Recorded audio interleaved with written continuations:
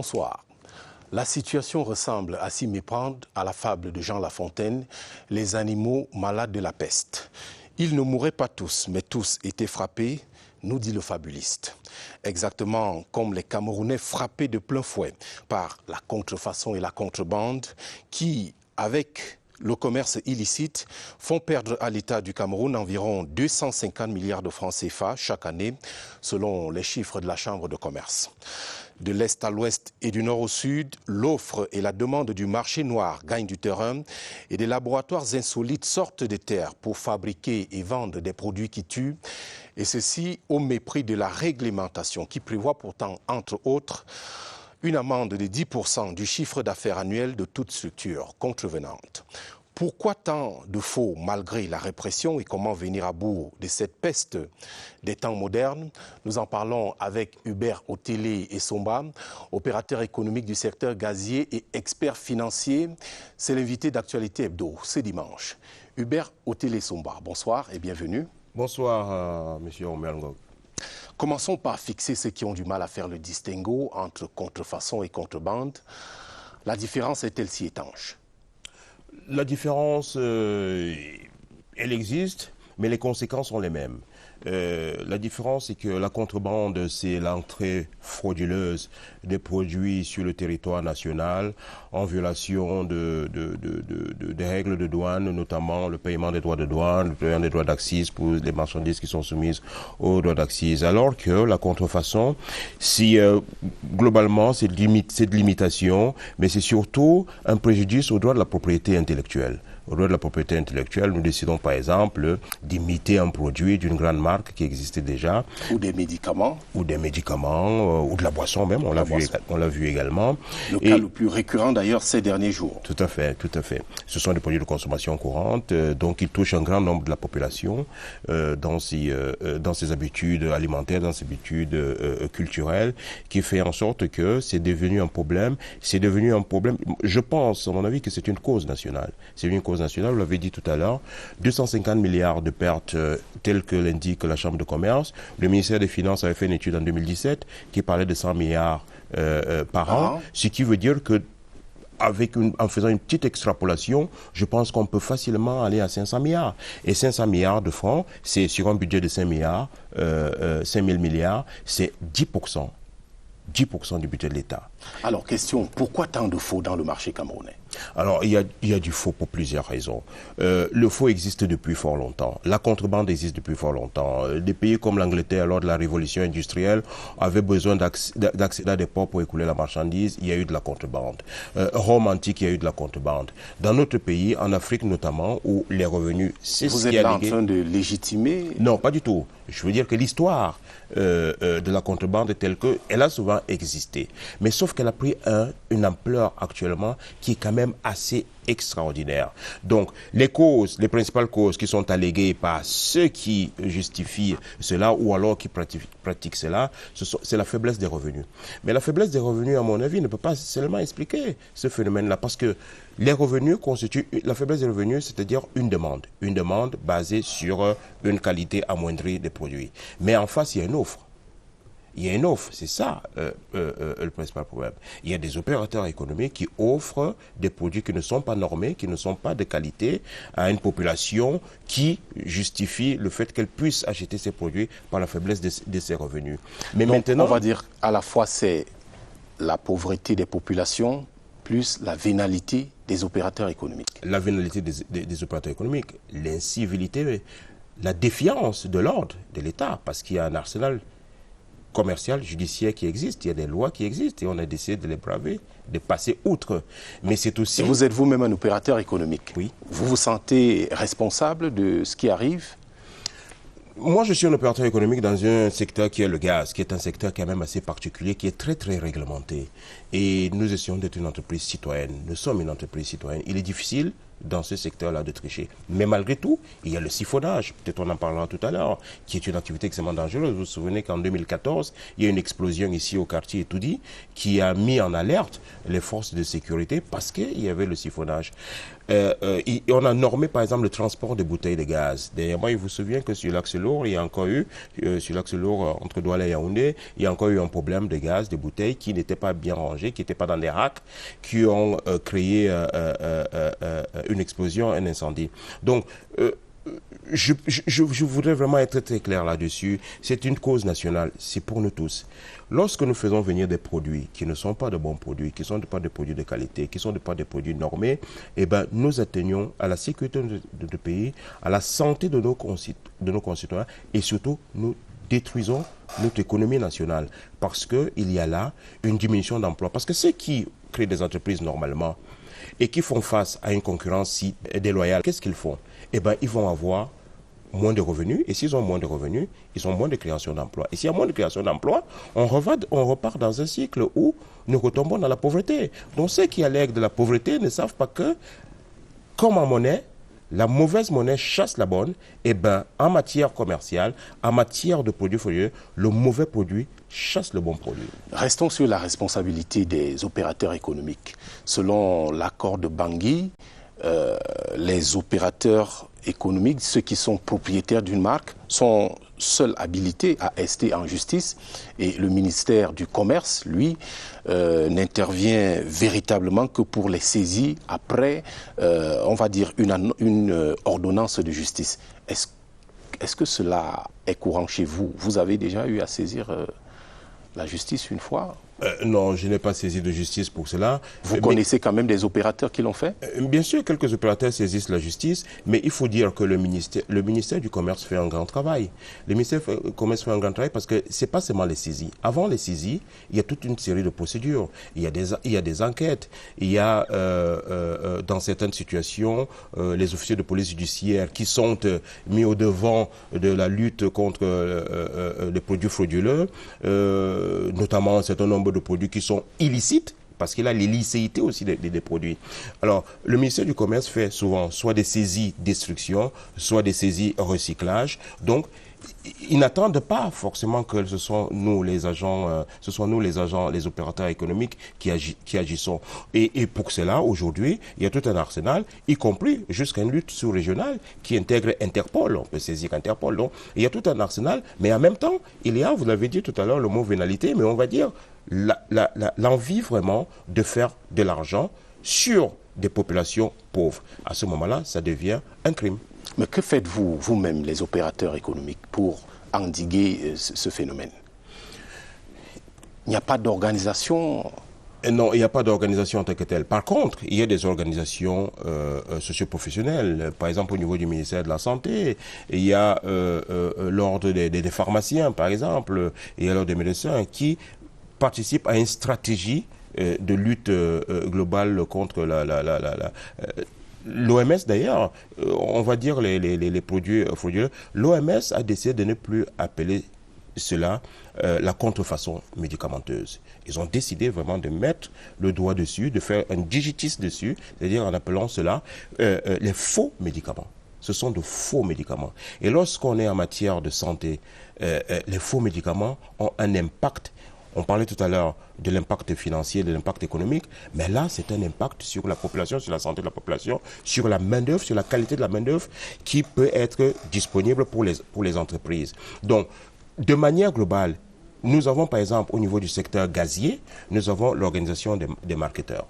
Nous avons l'organisation des marketeurs, c'est un sujet dont nous devons nous emparer. Lorsqu'il y a eu...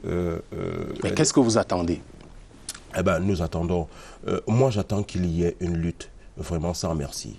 J'attends qu'il y ait une lutte sans merci parce que... Ce qui se passe là est plus spectaculaire qu'autre chose? Non, ce n'est pas une lutte sans merci, en tout cas à votre goût. Ah non, c'est pas spectaculaire. Ce n'est pas spectaculaire, c'est une bonne chose parce qu'on highlight subitement, on voit le ministre du Commerce qui descend sur le terrain, on voit le ministère de l'Industrie qui fait des actions par exemple dans le secteur gazier, on voit le ministère de l'Énergie qui est concerné, on voit les douanes camerounaises qui sont vraiment au cœur de la lutte contre la contrebande.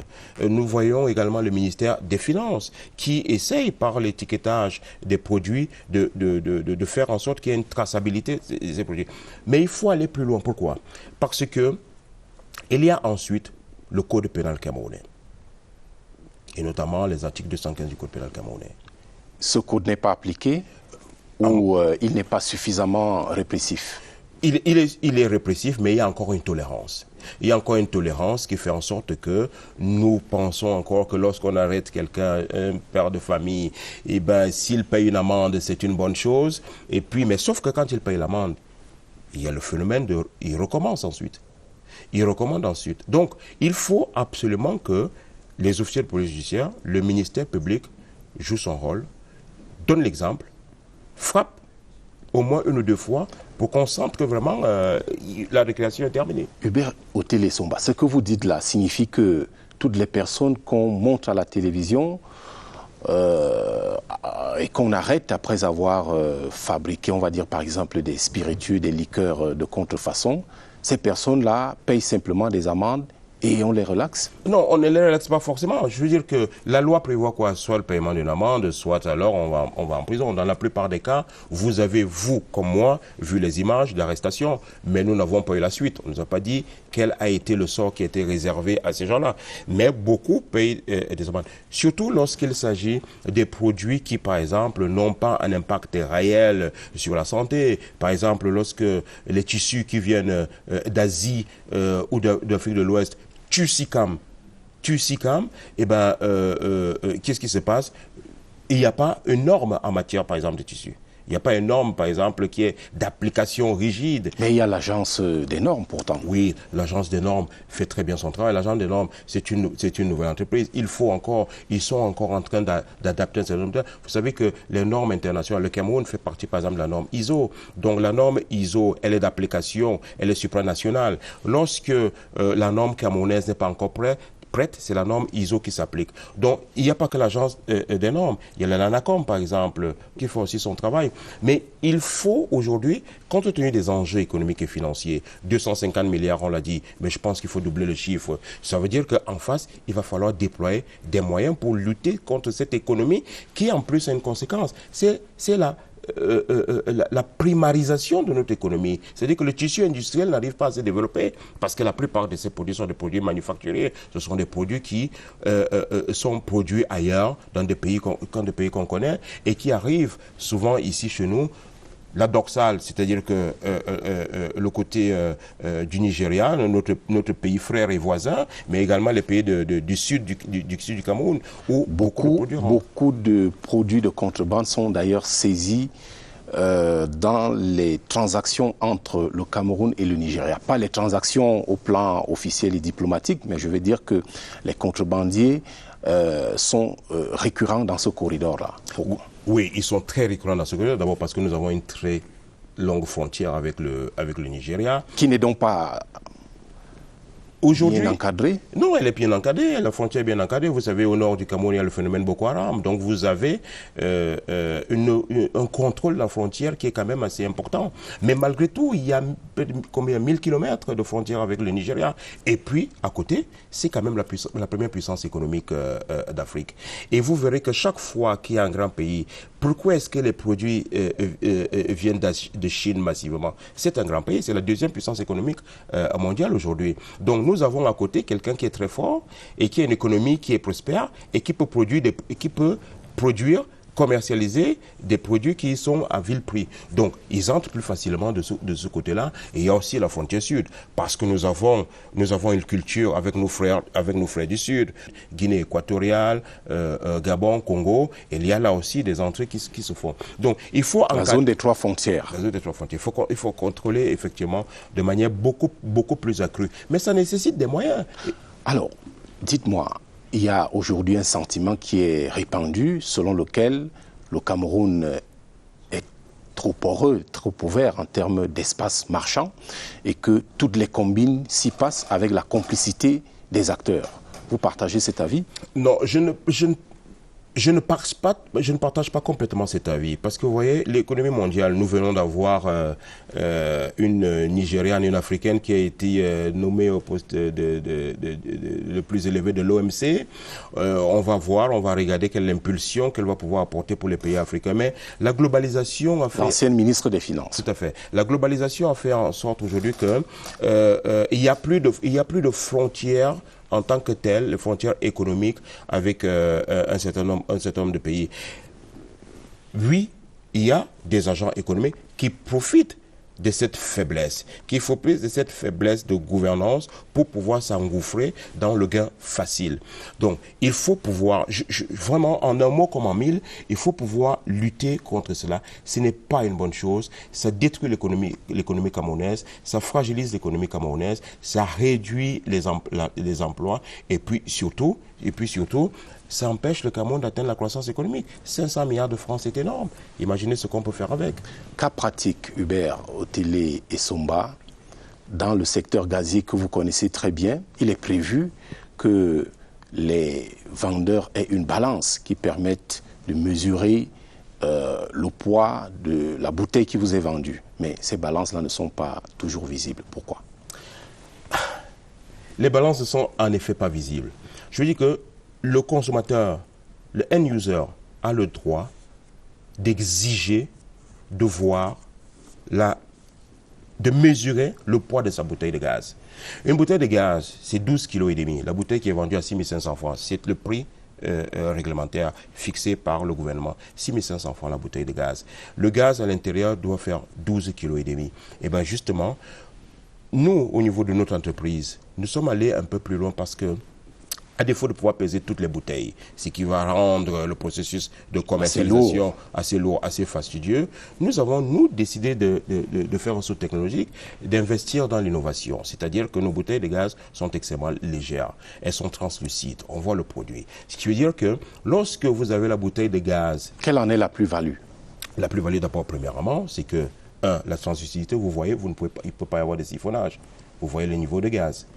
Deuxièmement, ce sont des bouteilles non explosives.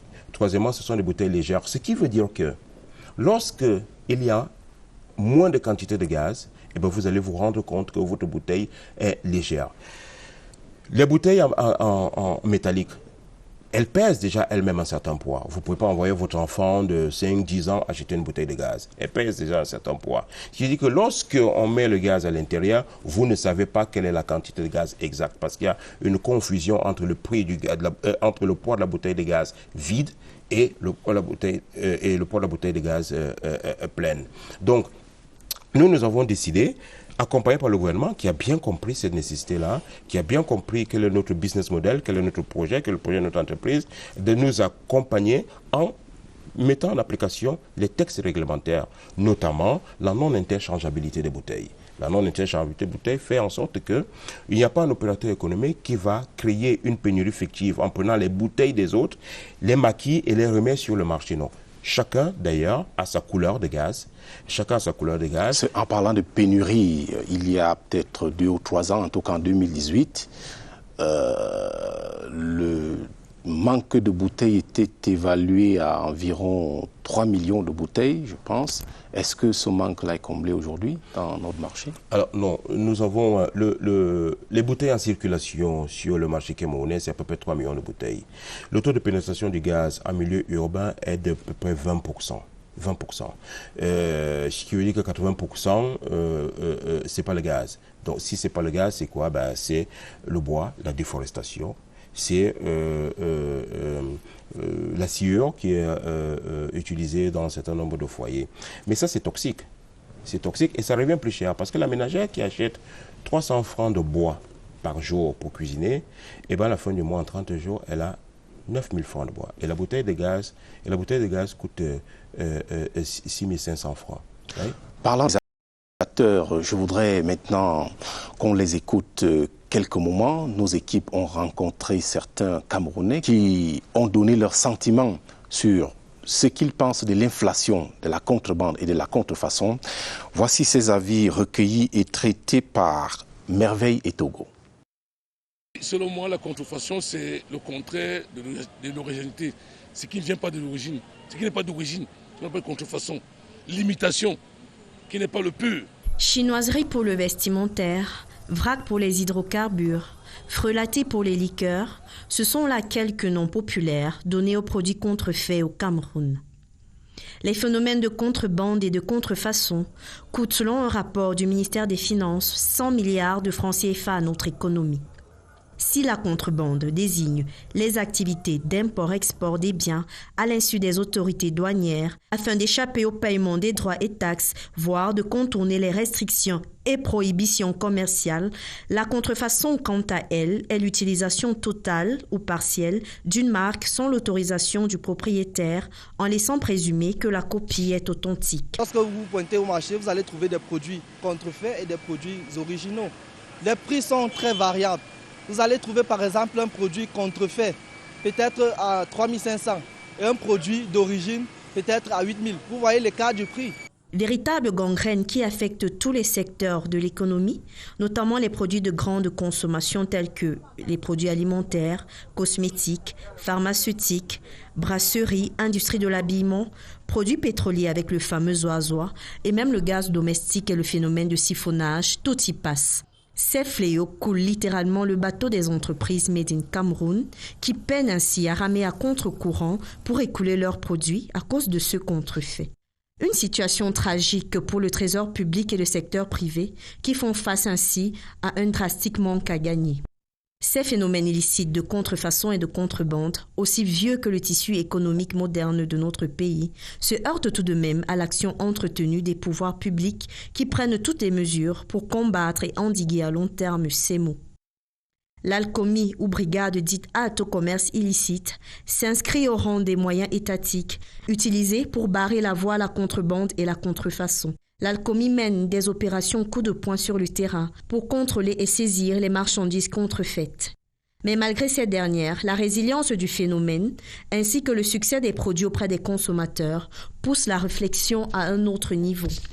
Celui des consommateurs, point de convergence finale de tout ce trafic, d'où la question de savoir si l'achat de contrefaçon est subi ou délibéré. La qualité peut-être ne peut pas être, peut être même similaire à celle d'original, mais c'est à cause du prix sur le marché et du besoin de gain.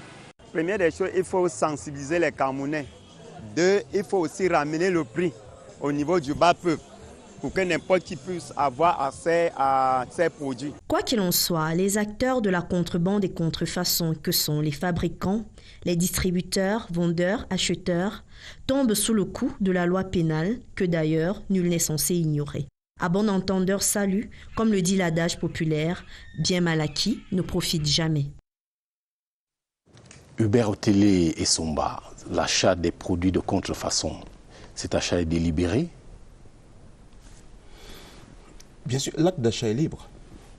En marketing, on parle de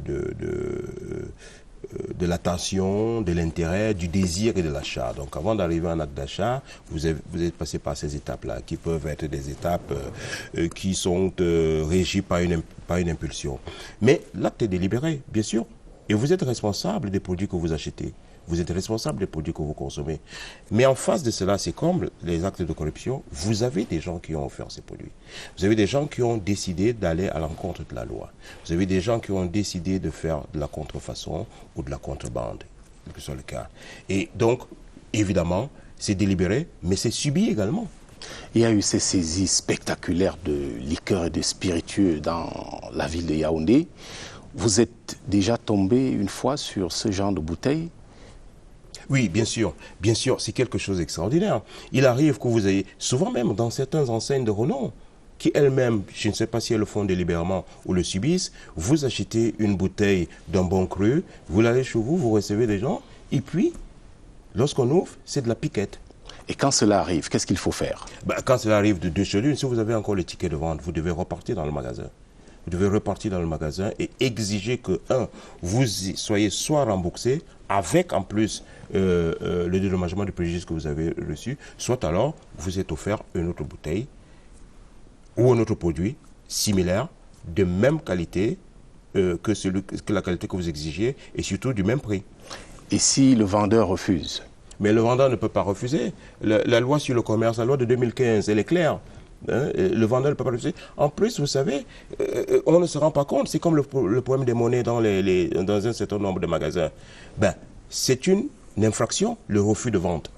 Le refus de vente est une infraction. Donc, le vendeur qui vous a donné un produit qui n'est pas bon, même si ils estiment souvent et ils mettent sur, ils étiquettent souvent à l'entrée des magasins que tout produit, quand vous êtes sorti avec un produit, ne sera ni échangé, mais à une seule condition, que le produit soit bon et que vous n'avez pas fait un usage abusif pour venir abuser du commerce. Mais dès lors que le produit n'est pas bon, il n'est manifestement pas bon, vous le ramenez, ils sont dans l'obligation de le changer.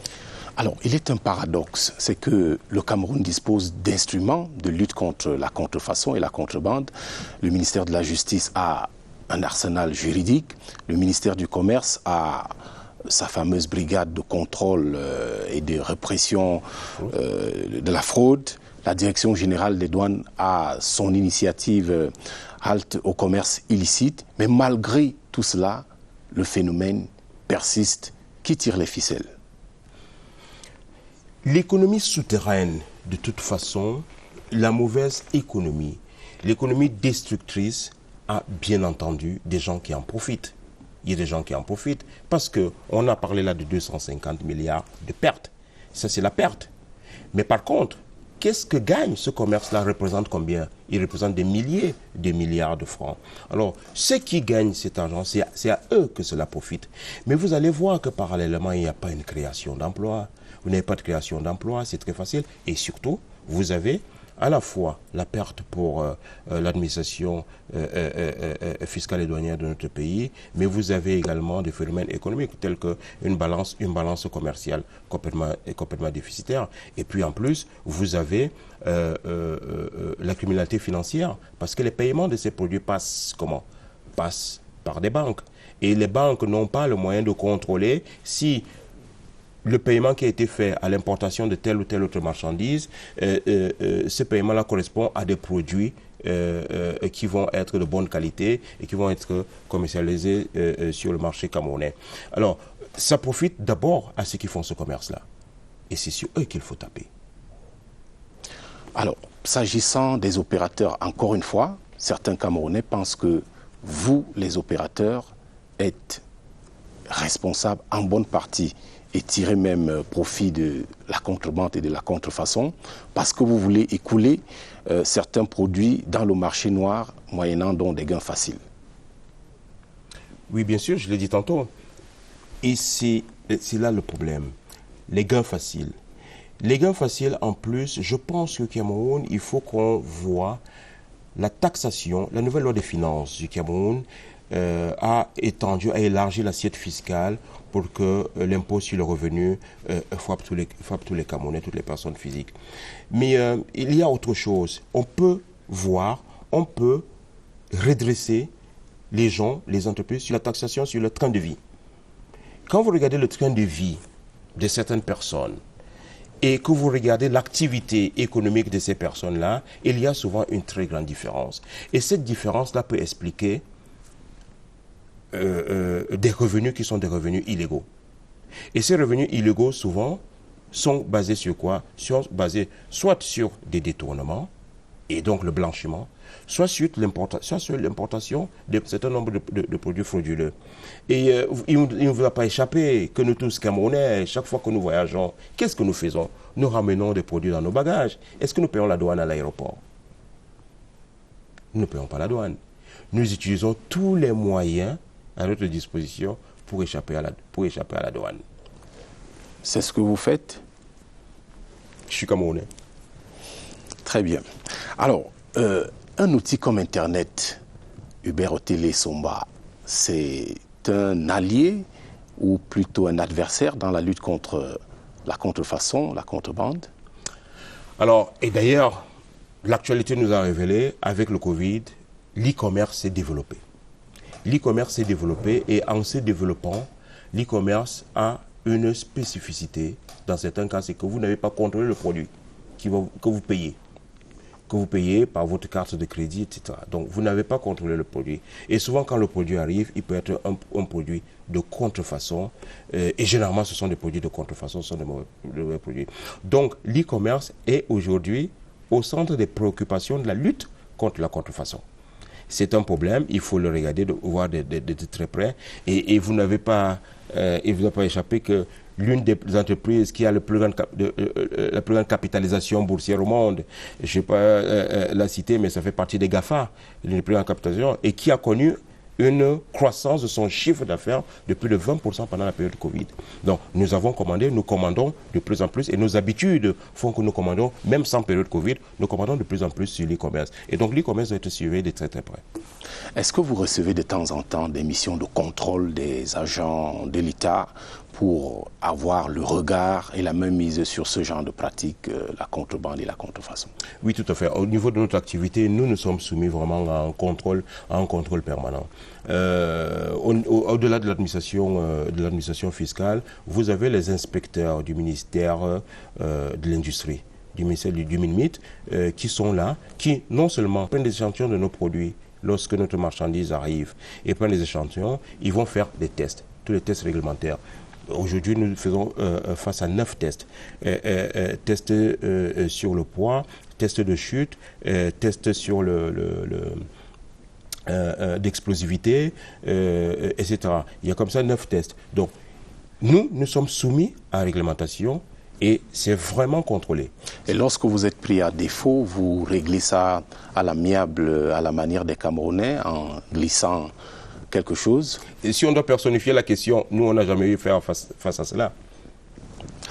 Alors, vous est-il déjà arrivé d'évaluer ce que vous fait perdre en tant qu'entrepreneur la contrefaçon? Oui, bien sûr. La contrefaçon fait perdre beaucoup d'argent, comme j'ai dit tout à l'heure. La mauvaise monnaie chasse la bonne. C'est-à-dire que le consommateur va aller acheter un produit qui est moins cher et de mauvaise qualité. Donc, il nous reste nos produits entre les mains. Et ça peut même aller plus loin, ça peut aller jusqu'à la faillite de nos entreprises si nous n'arrivons pas à vendre. Donc, pour nous, ça reste un problème assez préoccupant au niveau de la commercialisation de nos produits. Et dans le secteur gazier, par exemple, lorsque ce n'est pas la contrebande, ça va être des bouteilles de gaz qui sont siphonnées. Lorsque la bouteille de gaz est siphonnée, qu'est-ce qui se passe? Vous avez une bouteille de gaz qui finit, elle est faite pour durer à peu près 1 mois. Et lorsqu'elle est siphonnée, allez, vous avez des bouteilles de gaz qui ont soit mis 2 semaines. Lorsqu'elle a mis 2 semaines, qu'est-ce qui se passe?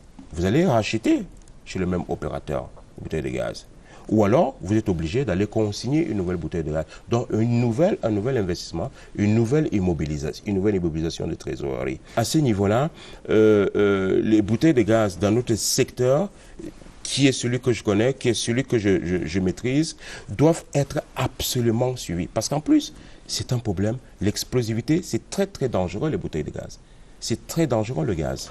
Vous avez parlé de vos pertes en tant que chef d'entreprise. Je vous invite maintenant à voir ce que l'État du Cameroun perd au plan économique. Une enquête signée Cyril Kingbembe. Des centaines de milliards de francs CFA sont perdus par les entreprises camerounaises chaque année en raison du commerce illicite. La contrefaçon et la contrebande, 2 mots qui causent des insomnies aux patrons et aux recettes de l'État. Le gouvernement interpatronal du Cameroun a mené une étude dans ce sens-là. La Chambre de commerce également a mené des études dans ce sens-là. Et les deux structures s'accordent à reconnaître quand même que ce fléau-là, il coûte à l'économie chaque année au moins 200 milliards de francs CFA. Ces pertes-là aussi, c'est les recettes fiscales que l'État aurait pu collecter si jamais il n'y avait pas eu ce fléau-là. C'est beaucoup de vin, beaucoup de spiritueux, beaucoup de whisky contrefaits qui sont des mixtures qui sont faites avec des produits dont on ne connaît pas la toxicité, qui peuvent engendrer de grosses conséquences sur les santé des populations. Et quand vous imaginez une économie avec une population complètement malade, ou alors une économie dans laquelle une bonne partie de la population dépense ses revenus pour se soigner, il va de soi que cela pèse très très lourd sur la balance. Les consommateurs au bout de la ligne en sont devenus prisonniers, tant divers secteurs sont touchés. Après les spiritueux, il y a naturellement le gaz domestique. Les bouteilles de gaz qui doivent mettre parfois un mois, mettre 2 semaines parce qu'il y a le siphonnage. Donc il y a la réduction illicite du poids de ces bouteilles-là. Les produits cosmétiques sont un vivier de contrefaçon. C'est-à-dire que là-bas, la majorité, voire tous les produits qu'on trouve sont des produits de mauvaise qualité. Et il y a naturellement les produits pharmaceutiques. Vous voyez, vous connaissez les fameux commerçants du poteau. Donc, des lieux de vente de produits et de médicaments qui ne sont pas des pharmacies. Autre conséquence sérieuse de ce phénomène qui se déroule dans les lieux parfois populaires, la perte des emplois. BAT est parti du Cameroun en 2007 parce que exténué par la contrebande de la cigarette, beaucoup de pertes d'emplois à la clé. La SICAM, qui a été il y a 20-25 ans le mastodonte de la filière coton textile au Cameroun, est à la peine. Il y a effectivement une contrefaçon transnationale. On parle beaucoup de produits qui proviennent d'un pays voisin, d'un autre pays asiatique, dans lequel on a quand même un certain nombre de doutes sur la qualité des produits ou alors sur la reproduction véritable des marques. Chaque citoyen devrait être le premier contrôleur de ce qu'il achète pour parvenir à inverser la courbe. Nous remarquons que le consommateur camerounais est laxiste. Le consommateur camerounais est pressé d'acheter le produit et de le consommer. Nous sommes en train de les amener à comprendre que mieux vaut prendre un peu de temps pour s'assurer que le produit est de bonne qualité, pour lire l'étiquette et s'assurer que le produit a la vignette, par exemple, quand il s'agit des boissons, avant de le consommer. Sinon, c'est le poison que vous consommez. Donc, nous demandons aux consommateurs d'être moins pressés quand ils veulent consommer le produit. Leur santé en dépend. L'entrée au Cameroun des produits sans traçabilité et la fabrication des biens non contrôlés sont un handicap pour le développement des PME et PMI citoyennes. Une réaction rapide à l'élément que nous venons de regarder. Alors, nous en avons parlé, nous ne faisons que dire la même chose depuis, en disant que vous verrez que là, nous faisons face en plus à la déstructuration de nos villes. Parce qu'il n'y a pas que Douala et Yaoundé. Les produits, les mauvais produits vont dans les régions, vont dans les petites villes, vont dans les campagnes. Cela va supposer qu'il y a un effort des agents économiques, des acteurs économiques qui veulent vraiment participer au développement de notre pays à faire une offre qui ne s'arrête pas seulement, faire une offre de produits de qualité qui ne s'arrête pas seulement sur Douala et sur Yaoundé. Les conséquences, on vient de les voir, sont assez désastreuses. Je voudrais peut-être qu'on s'arrête un moment sur la question du gaz domestique. Cette affaire de siphonnage, quelles en sont les conséquences? La première conséquence, c'est la tromperie envers les consommateurs. Tromperie envers les consommateurs. Vous avez acheté une bouteille de gaz qui doit mettre un mois, 12,5 kg, et bien vous avez une bouteille de gaz qui met 2 semaines. Premièrement. Deuxièmement, la dangerosité de l'activité de siphonnage. L'activité de siphonnage, pour que vous la compreniez bien, c'est une bouteille de gaz pleine, une bouteille de gaz vide, et vous essayez donc de mettre dans la bouteille de gaz vide une partie de la bouteille de gaz pleine. Et là, vous n'êtes pas sur un carrousel sécurisé de chargement du gaz. Donc ça se fait à la main. Et quand ça se fait à la main, la conséquence peut être dramatique. Il y a eu des morts lorsqu'on fait ce genre de manipulations, qui sont des manipulations dangereuses. Donc, il faut absolument, et je sais que le ministère du Développement industriel, le ministère des Mines et du Développement technologique lutte là-dessus. Il y a une direction, la direction de l'industrie, qui est un formidable directeur de l'industrie, qui lutte dessus. Dès que la semaine dernière, par exemple, les images qui ont fait le tour sur les réseaux sociaux ont montré le siphonnage à Douala, eh bien, tout de suite, ça a été adressé. Tout de suite, ça a été adressé. Les inspecteurs du ministère sont partis sur place avec les forces de maintien de l'ordre. Pour les ménagères qui regardent cette émission, comment reconnaître une mauvaise bouteille de gaz, par exemple? Alors, la manipulation des bouteilles de gaz leur donne une image très vieille. Les bouteilles de gaz en métallique. Alors, nous, dans notre entreprise, nous avons créé donc une nouvelle bouteille de gaz qui fait en sorte que la ménagère voit le niveau de son gaz. Et puis, comme nous utilisons le polyéthylène et la fibre de verre, dont les bouteilles de gaz sont propres, elles sont lavées. Mais au-delà de cela, la loi prévoit le tarage. Vous devez mettre sur la bouteille de gaz le poids de la bouteille de gaz. Alors, et vous devez mettre également, on doit avoir la date de réépreuve de la bouteille de gaz. Parce qu'une bouteille de gaz a une date au cours de laquelle on doit s'assurer qu'elle est toujours conforme à l'utilisation, à la bonne utilisation des ménages. Et elle a une durée de vie, bien entendu, également. Au-delà d'une certaine durée de vie, elle doit être détruite. Donc, il y a là, en plus, un effort que nous devons tous faire. Et dans le comité des marketeurs, on regarde ça de très près, avoir une offre de qualité, donner des bouteilles de gaz qui soient belle, on va dire ça comme cela, qui soit belle à nos consommateurs, mais surtout respecter le poids. Donc même à l'intérieur du comité de marketeurs, nous sommes en amont pour lutter contre ceux qui font le siphonnage. Alors, nous entrons dès demain dans le mois de mars avec un débat sur le pain qui lui-même n'échappe pas à la contrefaçon. Vous êtes pour ou contre le pain du 8 mars ? Alors, la question ne se pose pas en étant pour ou contre. Bien entendu que je suis pour. Nos épouses, nos sœurs, nos filles aiment bien le pain du 8 mars. Et puis au plan économique, le pain du 8 mars est quand même aujourd'hui l'activité qui permet de maintenir une entreprise publique qui est SICAM. À cette date donc, vous avez fait le nécessaire en ce qui concerne le pain Pas encore. 8 mars. Non, pas encore, mais je vais le faire. Je ne vais pas tarder de le faire. Alors, je vous propose de regarder un élément justement sur le pain du 8 mars, qui est à la fois un objet de parure, mais parfois un objet de déchirure. L'air du temps, une chronique signée ce dimanche par Franck Evina. Le magasin est ravitaillé en permanence depuis le début des ventes. Ici, l'agence Centre-Sud-Est de la cotonnière industrielle du Cameroun, SICAM, 6 à l'avenue Kennedy à Yaoundé. Nous avons commencé depuis le 25 janvier la distribution du 8 mars. Nous avons à ce jour distribué 2600 ballots de pain, ce qui représente environ 1 500 000 mètres linéaires, ce que nous avons déjà distribué, pour un objectif d'environ 2 millions à 2 millions 100.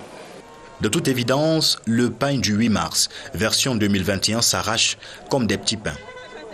Le précieux tissu, bien qu'encore disponible dans les points de distribution agréés, commence à se commercialiser dans les rues, comme un signe prémonitoire d'une éventuelle rupture de stock. Nous ne vendons qu'un pain par personne. Donc vous allez voir qu'il y a des familles qui mettent parfois 10 membres de leur dans les rangs pour acheter 10 pains, pour acheter 20 pains, parfois pour aller revendre. Mais pourquoi cette pièce d'étoffe fait-elle autant courir? Micro et caméra baladés dans les rues de Yaoundé. Hommes et femmes dévoilent leur amour ou désamour pour cette tendance du mois de mars. Je dépense déjà trop en décembre et aussi le 1er janvier, pendant la fête, vraiment. Entrer encore dans ces divers, surtout à mon âge, avec la grande famille, c'est difficile. Ce qui est plus important, c'est de rendre hommage à la femme. Et si le tissu peut contribuer à la rendre heureuse, je ne trouve pas d'inconvénient à cela. Ça n'a pas d'importance pour moi parce que beaucoup de femmes portent ce pain, elles ne connaissent même pas la signification de la fête du 8 mars. Au départ, moi, j'accordais une certaine importance. Mais au vu de ce que c'est devenu aujourd'hui, avec des images qui circulent après dans les réseaux sociaux, avec ce qu'on voit dans les rues, comme dérive des femmes ce jour, moi, ça m'amène à penser que c'est une journée de rébellion même chez les femmes. Le débat s'est installé dans les couples et les foyers. Pain du 8 mars, droit conjugal ou cadeau, au gré des humeurs du compagnon. Ce n'est pas pour autant que peut-être si une femme n'a pas pu avoir le pain, donc elle peut-être manifeste peut-être à la maison, dans le foyer et tout non? Mais si elle peut l'avoir, pourquoi ne pas? C'est une célébration. La tenue du 8 mars, est-ce que c'est pas une loi, hein? C'est du plaisir. Est-ce qu'on va s'attarder autour d'un petit tissu pour gâter tout un foyer? Non, pas du tout. Pas du tout. Ma femme, qu'elle m'exige le 8 mars? Non, c'est pas possible. M'exiger le 8 mars, pourquoi? Je n'ai pas encore demandé qu'elle m'exige autre chose que le 8 mars. Hein? Elle va m'exiger le 8 mars en vertu de quoi? Pour me dire que quoi? Ça signifie quoi le 8 mars? Aller à la rue, aller dormir dans les boîtes, aller soulever le kawa comme j'entends dire? Non, je ne pense pas.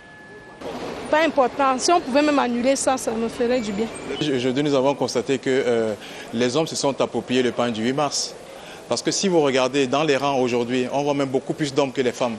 C'est les hommes qui viennent acheter les pagnes pour leurs épouses. La pagne est secondaire. Peut-être au vu de l'objectif qui a été atteint, un homme peut être content d'offrir un pagne en guise de récompense. Mais aujourd'hui, c'est plutôt une condition pour l'homme. Entre les radicaux, les modérés et les équilibristes, une évidence se dégage. Au Cameroun, le pagne du 8 mars est un objet de parure, mais aussi de déchirure.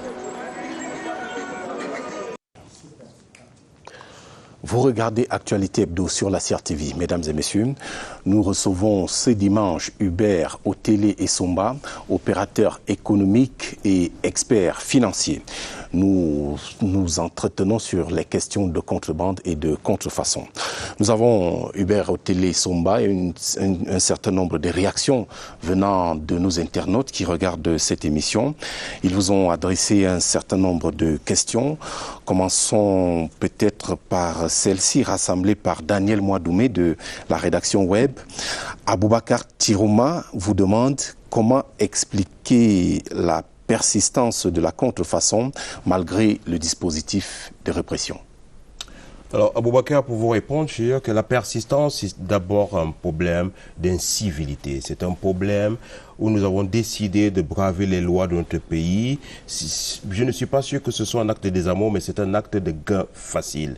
Il faut informer la population que lorsque vous achetez un produit de contrefaçon, lorsque vous achetez un produit de la contrebande, vous mettez en danger votre santé.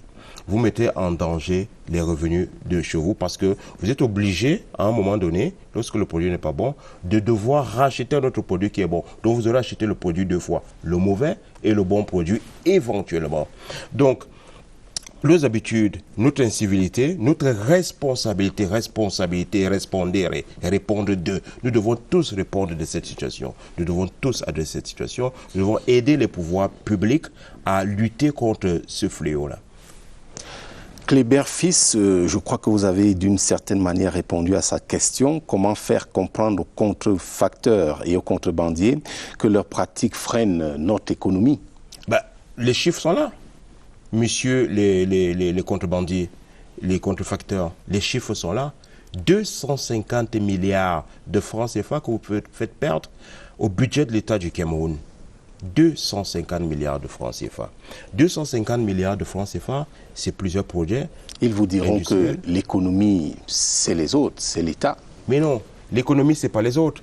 La chaîne économique, elle est connue, elle est claire.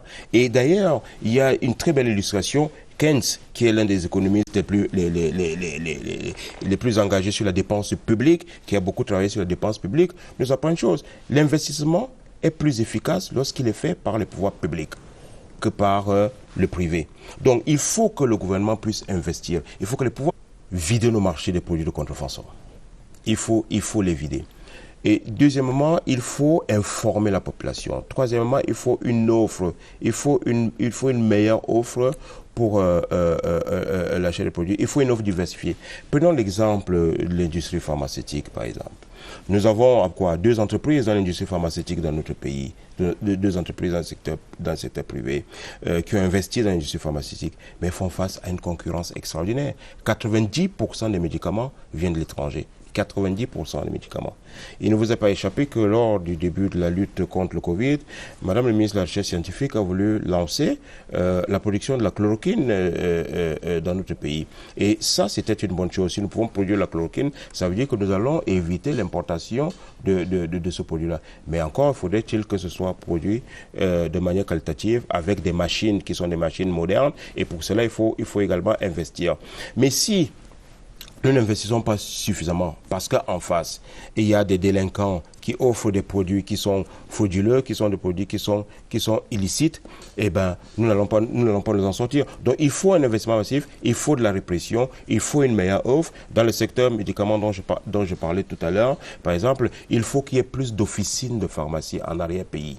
Il faut qu'il y ait plus d'officines de pharmacie parce que souvent dans l'arrière-pays, je me réjouis que dans mon département d'origine, à Ngoumou, il y a une pharmacie aujourd'hui. Depuis 2 ou 3 ans, il y a une pharmacie à Ngoumou. Avant, il n'y en avait pas. Donc, que faisaient les malades? Les malades qui partaient de l'hôpital de district de Ngoumou devaient soit se rendre à Yaoundé pour acheter le bon produit, avec un surenchérissement de ce produit-là parce qu'ils doivent payer le transport, aller dans la ville et puis revenir.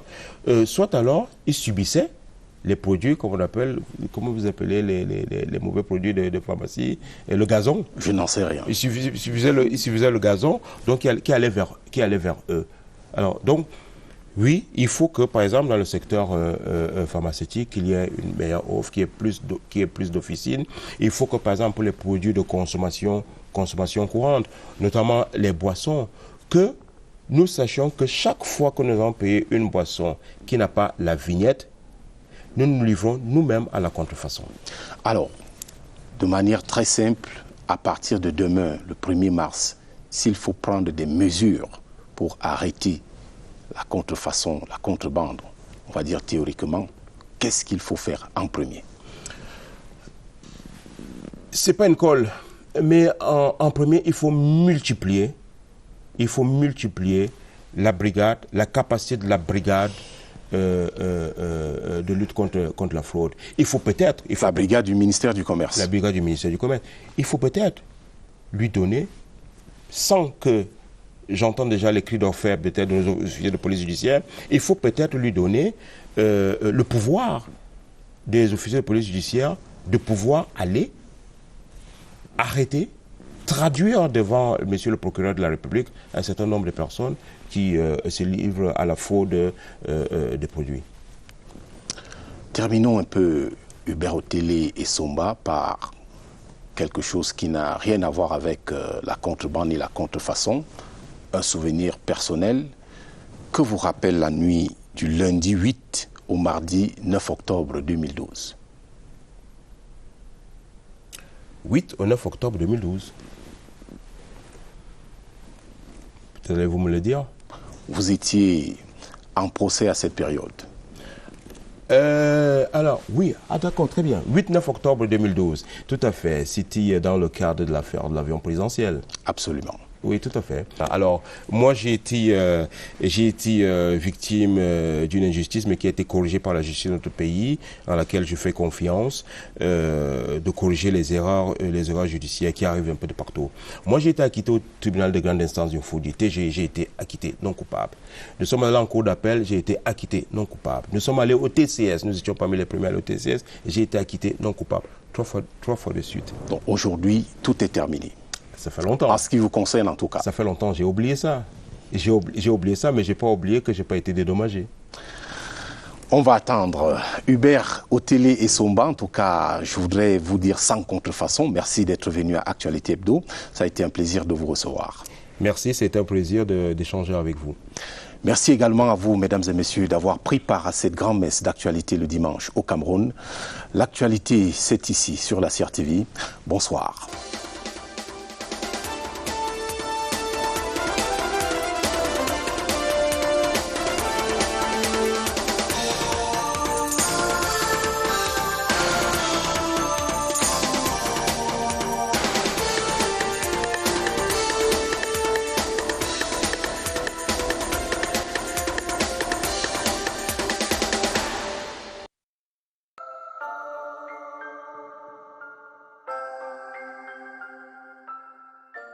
Sa suppression ne fait pas l'unanimité. Mais je ne pense pas que ce soit le probatoire qui soit un problème pour notre système éducatif. Ce dimanche, et comme tous les dimanches, vous avez rendez-vous avec votre émission Scène de presse. Lorsque nous recrutons les enseignants, ils vous disent qu'ils peuvent travailler partout. Pourquoi arrive-t-il qu'une fois qu'ils sont recrutés, ils commencent à penser que l'endroit où ils sont n'est pas le bon endroit? C'est bien d'utiliser tous ces mots qui peuvent mettre à mal notre pays. Mais sauf que quand ces choses commencent, on ne sait jamais quand elles finissent. Et il appartient au peuple camerounais de se mobiliser pour que cette triste dessein ne puisse pas aboutir. Je pense que les Camerounais meurent beaucoup plus d'autres maladies. Je pense que psychologiquement, nous devons être préparés à vivre avec. Scène de presse, c'est votre plateforme de débat dominicale sur la CRTV avec des invités de choix qui croisent le verbe en toute liberté. Prenez rendez-vous tous les dimanches après le téléjournal en langue française.